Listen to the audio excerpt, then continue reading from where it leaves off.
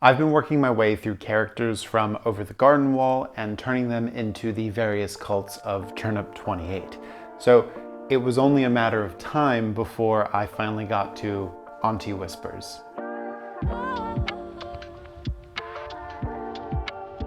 Now, I always knew that I would end up making the Aunt's Ascendant because from a narrative standpoint, it's one of the most interesting units in Turnip28, but from a historical point of view, I find the idea of observation balloons to just be wholly comedic. They are these floating, combustible targets just asking to be popped. Now, for our miniature, we're going to keep the design fairly simple. A basket, Auntie Whispers inside of said basket, and a balloon carrying everything up above. But before I can commit to the size of the balloon or the basket, I need to know how big Auntie Whispers will be. I need a mini that's larger than Wirt, who started our weird adventure into the Edelwood, but smaller than Enoch, who is the most recent and reluctant member of this army. Luckily, I have something that's just the perfect size. This is part of an unreleased elf collectible from the 2015 Krampus film, which managed to find its way into the skip and eventually into my stocking. Thank you, Krampus. It's just the right scale, and all I have to do is sculpt it ahead. Now, I'm not going to go into great detail on the sculpting as I have a backlog of videos on this process, but I will say that I took a few attempts of just playing around with the proportions and scale until I found an auntie that fit my style and looked good on the mini. Now keep in mind, these are the parts I have on hand. You don't necessarily have to make your Aunt's Ascendant with a giant mini the same way that I am. If you look back at any of my previous turnip videos, you'll see lots of different ways that I just use Perry miniatures, which you can easily find online and convert them to your needs. But with her out of the way, let's build our balloon from the ground up. Literally. I get these decorative MDF boards from my local craft store because they're only $1.50 each, and I get some bonus thick twine every time I buy one. They're also really easy to cut down into the shape of these larger 100mm bases, just using a simple craft knife. Now that we have a sturdy base ready to go, we can start making a basket that will hold Auntie. I'm using scrap paperboard to trace a very sloppy circle around her body, which I'm realizing will be way too large for this scale if I don't trim down her robe that's sticking out the back. So I'm sorry, Miss Whispers.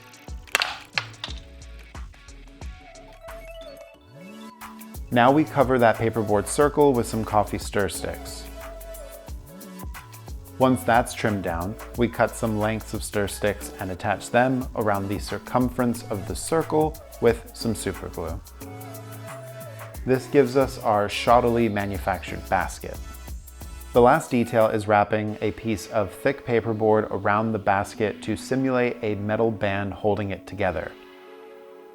Next, we need to contend with the balloon. It may not be a very original idea, but I'm using a styrofoam ball to make my life easier and get the observation balloon shape. Is this styrofoam ball a little bit bigger than it needs to be? Yes. Am I going to make a trip out to the craft store to buy a new one? Absolutely not. Taking a page from our last Turnip28 build, we'll be relying on our good friend paper mache to add the fabric panels that make up this balloon. Using that same combination of coffee filters and tea bags cut into hodgepodge shapes, we'll start adding panels on one by one for a relaxing crafternoon.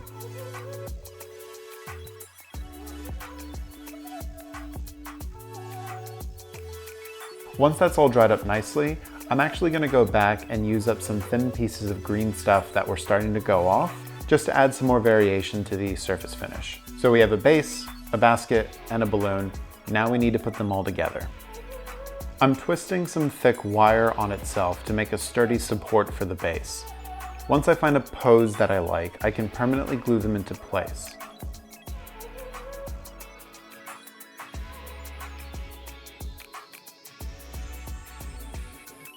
Then I'll do the same with some thinner wire, wrapping it around the balloon to serve as ropes.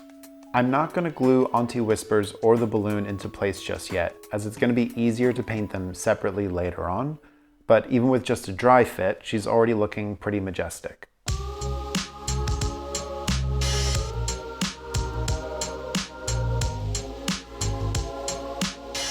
I've decided to just start texturing the base using my usual coffee grounds and baking soda, but I'm also including some castings of barnacles that I thought looked appropriately murky and swampy for the base. Once this first pass of texturing was finished, I decided to prime everything and have a look at where we stood. This is a step that I think my previous Turnip28 models could have benefited from. Priming after a first pass of texturing, having a look at everything, and then coming back and doing another texture coat. I think one of the reasons people are drawn to Turnip28, besides the fact that it's pretty loose on what models you can use, is the grimy, dirty sort of textures that you see in all the art for the world. It is a universe covered in filth, which means that you can get pretty messy, chaotic, sloppy even with your models, and it's always going to look in universe. Now in the first round of texturing, I think this looked pretty good, but it's not grotty enough. It needs more texture, more story. I'll add some coffee grounds and super glue to the basket and balloon, which will paint up later on to look like moss or lichen that's been slowly growing on the surface. The balloon needed some more ropes and tattered fabric draping from it, just to sort of give it more age. And a little line of bunting will add some much needed character. On all my previous turnip terrain pieces, I've had these yellow glowing growths. So I'm gonna add a cluster of them to the bottom of the basket, implying that it has a bioluminescent light source.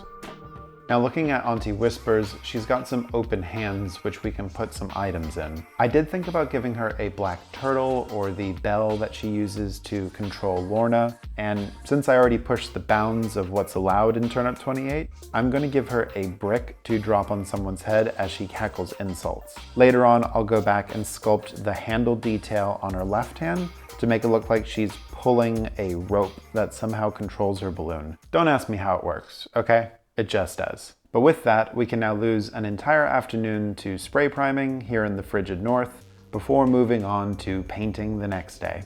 Just like before with texturing, I'm taking this painting stage in multiple passes, and I'm using a new favorite technique of mine with large surfaces.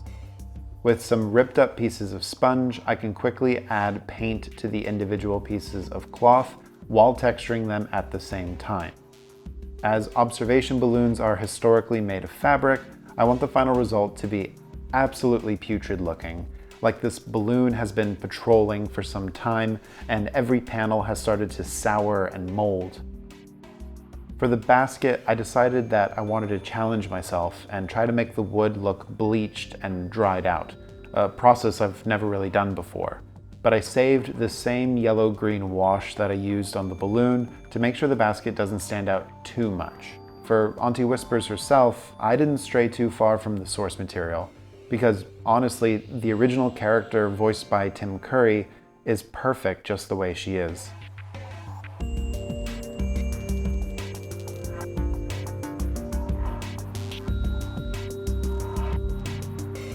Lastly, the base is painted the same as all of my previous turnip units.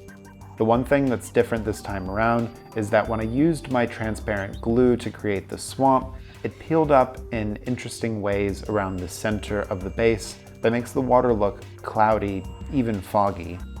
My only explanation is that it's quite cold up here in the north, and I put it into a still warm oven with the fan on to help the glue dry a little bit faster. I don't think I could recreate this effect if I tried, but if you have any ideas, please let me know in the comments. Well, that's all for now, my turtles. The ringing of the bell compels you to like and subscribe. Until our next encounter in the unknown, I will see you very soon.